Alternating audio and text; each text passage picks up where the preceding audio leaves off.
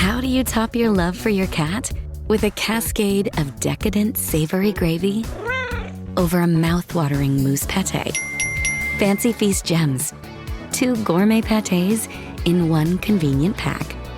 Simply peel and plate to reveal a pyramid shape that makes eating delightful and pamper her with an experience as extraordinary as she is. Turn the everyday into the extraordinary with Fancy Feast gems. Hello, Finny.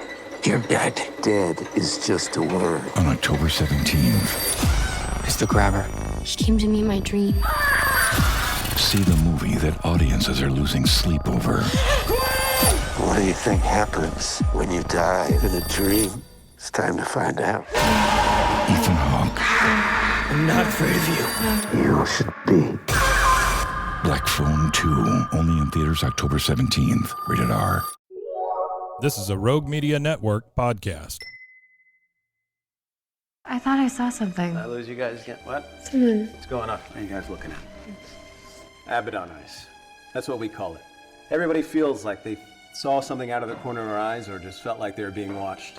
Happens to all of us. Just our imagination's messing with us. Abaddon eyes. You coming?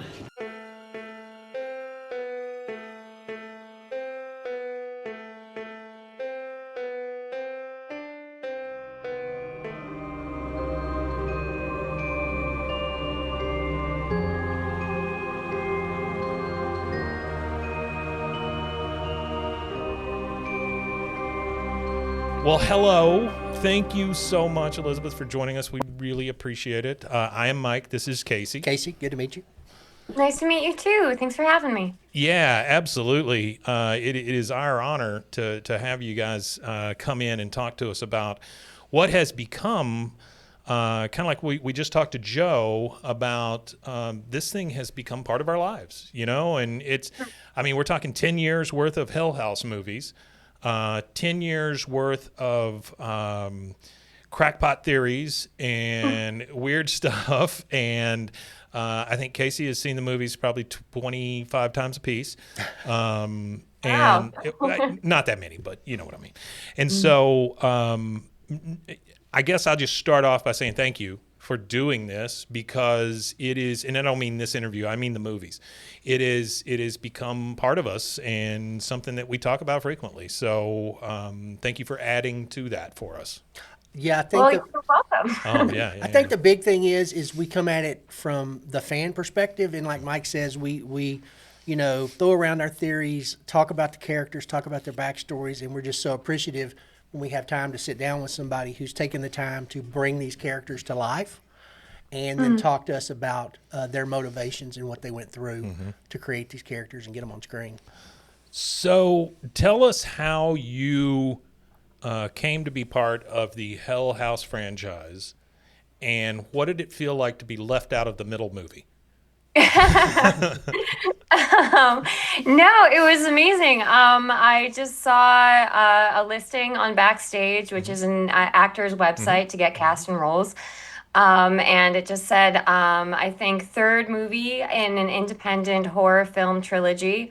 Right. And I thought that sounded like a lot of fun. So I submitted a self-tape and went through a couple rounds of callbacks. And then I got to be part of the Hell House universe, and it was really exciting. So when you do one of those self-tapes like that, what are you doing? I mean, are you doing Hamlet, or are you doing, Step Brothers? I don't know. No, so it was just a little snippet from the movie. I believe it was the scene where Vanessa is handing out the cameras to everyone. She's like in front of the group of actors and everyone, explaining the GoPro and all that sort of stuff. Right. So just like a simple kind of scene where you're talking and giving instructions to people. Okay. And then the next round, I think, was just like doing a little improv with Steven and Joe as Vanessa, and they're like asking me questions about, morning mysteries and, going to the Abaddon Hotel and stuff like that. Yeah. And then the third one was more of a chemistry read because Russell was already cast as Gabriel Kittrey, who played him. So it was just us kind of improving together back and forth a little bit. Just to see if you guys had that chemistry or whatever. Yeah. That's fantastic. So after the third movie, did you think you were coming back? No, I Yeah. mean, that initial trilogy kind of seems to end really completely. They bring all of the original characters back and everything for the little bit at the end. It seemed like it was really tied off really nicely. Right. And then I saw they were making a fourth one, but it went in like a totally different direction. It's in a different location. And I did watch it when it first came out on Shudder, and I thought it was great. And I Right. was so happy that, for these actors and everybody really embraced that one, which is really great. I thought it was so good. Yeah. Okay. So how does 5 come around to you? 5, so Steven and I worked on another project in between, I think it was in between the Carmichael Manor and Lineage. Or 825, no, right? maybe it was before then. Yeah. Things got really delayed because of COVID, actually. Sure. So it's hard to remember because we made it so long ago, but it came out kind of recently. So it was actually right after Hell House 3. Okay. We made 825 Forest Road. And then I got a call from him that he was going to do another Hell House and with Vanessa in it again. And I was like, no way, but cool. Yeah, yeah. One of the things that almost everybody has said to us that we've talked to so far, nobody dies in these franchises. I don't care who you are. You have the opportunity to come back. I mean, there is a way. Because Yeah, evil never well, stops, but neither do actors. So yeah, we're Vanessa's good. still there at the end of the movie. She dies, but then she comes back. So I was one of the very few characters who Yeah. he possibly could do this Yeah, with. yeah. Everyone else is like pretty super dead. He'd have to do some real Well, hijinks. like we talked to Sierra this morning, right? Oh, okay, cool. And one of the things we talked about is if this were to continue, we never saw you die on screen. So Yeah. you could be hanging out in a broom closet or something, or have a magic amulet She or was whatever. She was right? very adamant that there could have been a magic amulet in that box she gave to you that she took with her to the Carmichael that saved her. So she was ready to come back.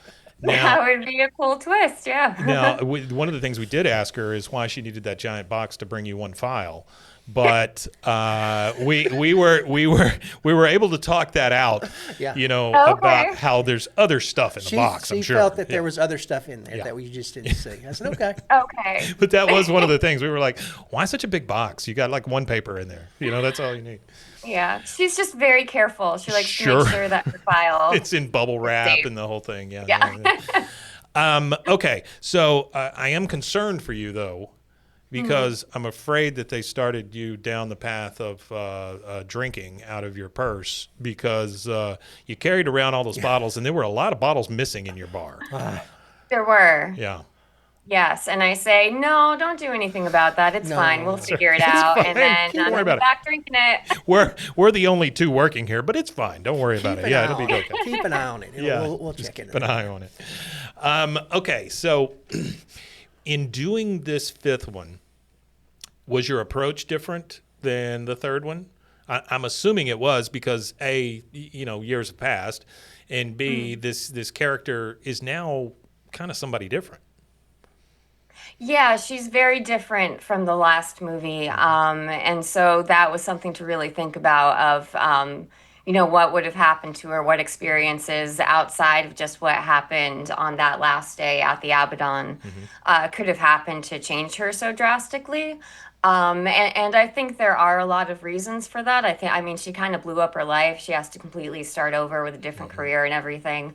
That's a lot for anyone to handle. I think anyone would change a lot without even touching coming back from the dead and all of the other stuff that she's That dealing pesky with. thing. Yeah. Yeah. So yeah, that's a lot to take in. It's a lot. So that's really going to change you. And, she's having these nightmares. She's going through a lot. She's self-medicating, as we mentioned, drinking a little bit.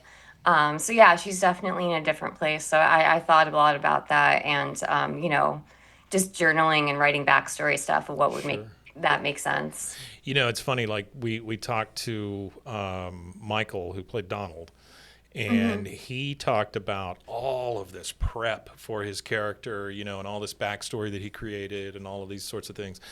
And then we talked to Sierra, and she was like, "Yeah, I came in and I just went for it, and blah blah blah." And so there's very much a chasm between the way that these two prepared for this. I think you probably fall somewhere in the middle there, right? Like as far as your character preparation and things like that. Do you get really, really into it, or?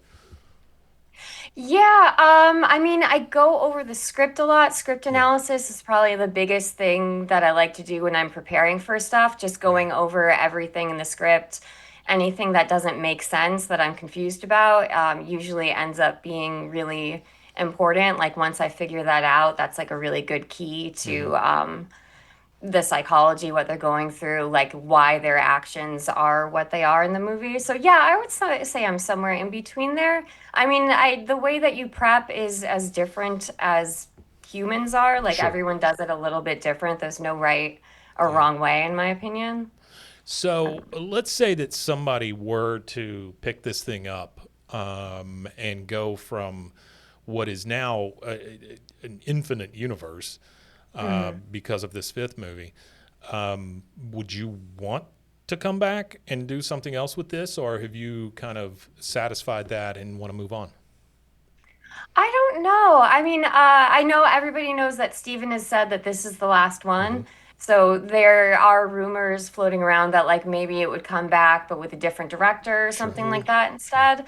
I'm not sure how that would work, if that would happen. Of course, I would be, open to like hearing ideas of what they wanted to do with it. Or it could be someone going like taking the bones of it, but going in a totally different direction, like they did, like Steven did with the fourth one with Carmichael Manor, where it was really kind of its own thing. So who knows? Okay, okay. But you're open to playing that same character. Yeah, I'd be open to it. Yeah. Okay. It kind of depends. It would be weird to do it without Steven as the director, because Sure. obviously like he's the biggest part of the franchise more than any of the rest of us, I feel like. He's really, Yeah, and at the you've top of that. worked with him 3 times now, so I mean that's Yes. that's a big deal as well. Yeah, yeah. Yeah. Yeah, when you came into this one, into 5, how much? Because I think when you came back in 3, some of the things that I thought were interesting, we didn't know at that time you were married, and I guess in this one you've got a divorce, and Yeah. I don't remember in the third one it ever kind of mentioning you as an Abaddon lifer. Was that all? No, That was all. I'm not. Vanessa's not from Abaddon. She came here to do that interview, that episode for Morning Mysteries, and moved back to the city. She was from New York City, or was living there at the time. And then for inexplicable reasons, she feels drawn back to Abaddon and ends up moving back there, and then gets married and is going through a divorce in the fifth one. So yeah, she's not from there. She doesn't think she has connections there necessarily. But then we find out that I want to say you were probably brother and sister from Beverly, correct? Could be. I don't know what else to say. Yeah, that was one of the big things. And then Mike and I were talking about, okay, at some point, I guess that Beverly, who we only hear about in that note, Yeah. must have went on the run, had these kids, separated them at some point because you believe your brother's dead, Yeah. correct? And that's just a whole other story arc we were talking about that can be explored. It's a huge line of what that means for, and what your quote unquote powers mean. It was. I told Mike it was very interesting how you could jump into these timelines and kind of see these things playing back as they were, and then to see, your brother in there, maybe your brother. Yeah. We're Yeah. making a guess there. Yeah, I think we do figure out that my mother is Beverly, who was in Tully's cult at the Abaddon. Yeah. So I have a connection that I don't realize I had there. I'll tell you this. We when the movie first came out, we drove about an hour to go see it, and in Texas, that's a long ways. But we sat in a room full of folks that were as avid fans like we are, sitting next to a kid with a Hell House shirt on, which I didn't even know they had merch. And so, you know, these are dedicated folks. And when that title card came up at the end, we both looked at each other and we were like, Cognetti, you know, that kind of thing, right? But as I've said to all the other folks, with time and talking to you guys, I think it is probably one of the most ballsy things I've ever seen to end a movie the way it did and to develop all of these brand new rabbit trails. You know, these. Yeah. It's something to leave that laying out there and saying, okay, now what? You know. Yeah. What did you think about the ending and the way that it happened, and especially for your character? Like, what did you think when you first read it? I was like, oh, that's the end. It is abrupt. It kind of reminded me actually of the ending of The Sopranos. Oh yeah, where it goes to black, and they're like, wait. Did he die? Did he get shot? What's happening? So it does kind of end just kind of abruptly, which I think I had a conversation with Steven where he was like, some people are going to be pissed off that it's an ending that it kind of isn't an ending. Sure. But I don't know. I kind of don't mind it like that, leaving things open-ended. In a way, I mean, if it's something that you really loved and have followed this whole time, it kind of keeps it open and alive in a way, rather than giving it this really perfect tied up ending. So I don't mind it. I kind of like it, and it leaves it open for your imagination of like, oh, I wonder what could have happened after that. Yeah. Oh, we've definitely talked about what could have happened. Yeah, definitely. But that's a really good point. I've never thought of it as kind of a Sopranos ending. One of my favorite endings of a TV show, and I know this is stupid, but it's Cheers. When Cheers ends, what happens is somebody comes up to the door of Cheers. Sam says we're closed, pulls the shade down, show's over. And it had been on for like 10 years or whatever at that point, right? But I like, I've told my wife this several times, I like when movies and TV shows end one of two ways. So either it just continues to go on, or everybody blows up and dies. You know, it's one or the other, right? I don't want any of this middle stuff. So the fact that you just compared it to The Sopranos, which in my mind got me thinking about the Cheers ending, that adds another layer for me. Yeah. Or also TV shows that like I was hugely into My So-Called Life when I was a kid. Teen drama thing. You probably weren't into it. I don't know. I wasn't necessarily into it, but I know. Yeah. But they only had one season, so it's kind of heartbreaking when you're 12 or whatever and you want to know what happens to the characters. Sure. But it's also kind of lovely in a way, I think, because you get to just imagine whatever you think would have happened, and it never really ends that way. Yeah. So I think there's, a good and bad stuff to ending it on kind of a cliffhanger note. The other thing is you're never going to please everyone. I mean, if you're trying to please everyone, you're going to make some milquetoast junk. I mean, that's just the way it is. Well, and we talk about just the amount of money that goes into these things, the small amount of money that go into these things compared to when we talk about, big blockbuster kind of things. It amazes me the amount of money that these movies are made for. It is, it's so little money in the big scheme of things. So short shooting times. Yeah. Yeah. You were there the entire shoot? Pretty much, yeah. I had like a weekend off where I was able to go home really briefly, but pretty much the entire shoot, yeah. Okay. All right. Well, I want to thank you just simply for being part of our lives for the last few years, and we'd love to follow you into whatever it is you do next. So, is there anything you're working on now? I have a few short films that should hopefully be out. Probably they won't be ready until next year, but hopefully be out then. And then I have a feature film that I think we are shooting in January, February. Oh, nice. So that's like going to be like a psychological thriller sort of thing. So that should be coming up soon. Excited for it. Yeah. Okay. Do you have anything else about the character? I don't know. We were talking about. Oh, well, did we bring it up about the car crash? No, we did not. That's what I found interesting is Steven has been talking a lot about the fact that there might be a tie-in with you and Russell and your mother about that car crash that supposedly killed your mom. Oh, I didn't know there was anything with Russell in that. That's what he's having all these interviews, and I've been telling Mike, I've just been watching them, and he's putting, again, he every time you listen to him talk about it, he talks about different things. I don't think the man can help it. I think he's just a breadcrumb dropper, no matter what. Yeah, that's it. It was it was crazy. It was like everything in his mind is connected. Even if you don't know it the first time you talk to him, you're going to learn something new the next time. Yeah, it's funny because there were scenes in this one where Vanessa's kind of having dream sequences in the Carmichael Manor, and they fit in perfectly with the last movie. If you remember the scene on the stairs and stuff. Yeah. And I was like, makes so much sense. Was he planning this from when he made that movie? It's just crazy the way his mind works. And that's what we ask ourselves all the time, because a lot of this stuff you would have had to been planning it for a very long time.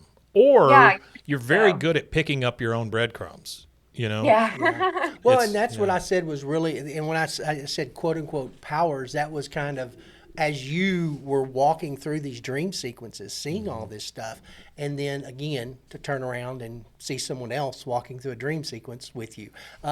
There's something there that would be very interesting to explore. So if you were to compare the two movies, which I know this is not a fair question, but I'm going to ask it anyway. If you were to compare the two movies, which was the better experience for you, the actor? Lake of Fire or Lineage? Yeah. Oh man. Again, like I said, I know that's not fair, but.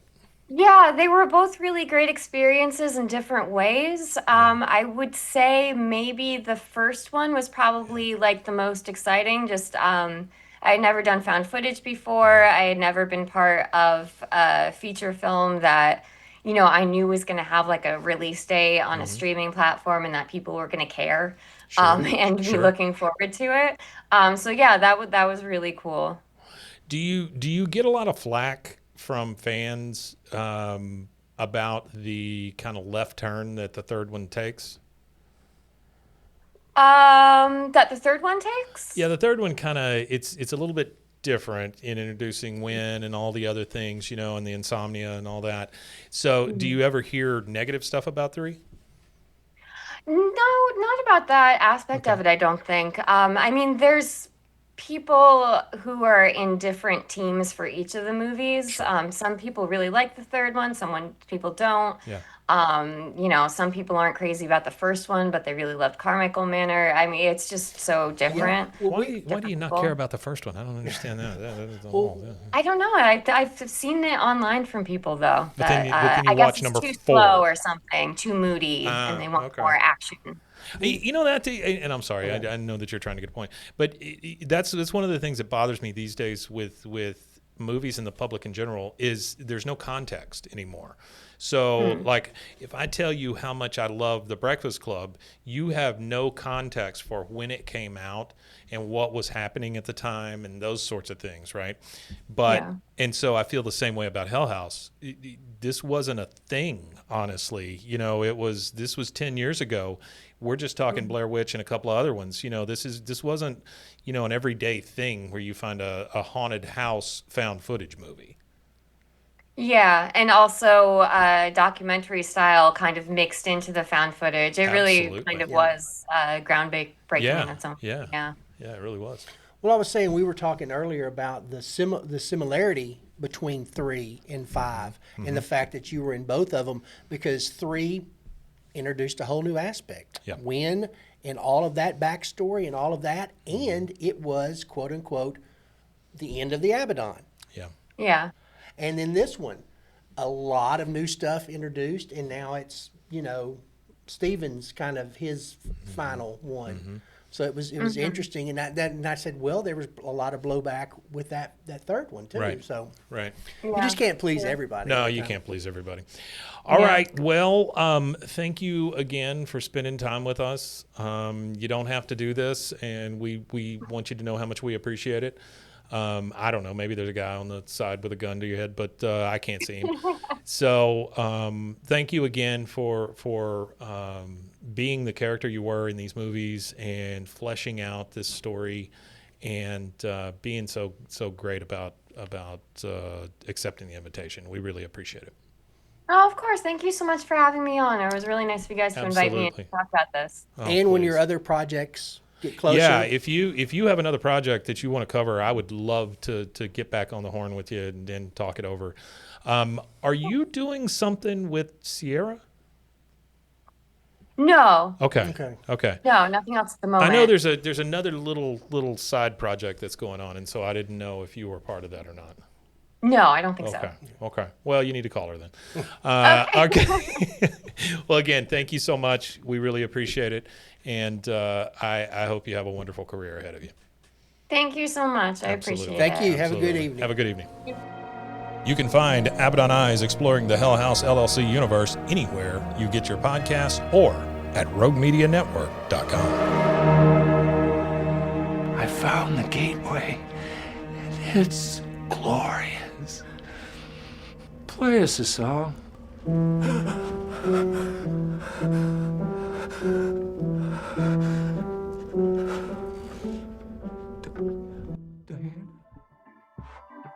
This has been a Rogue Media Network production.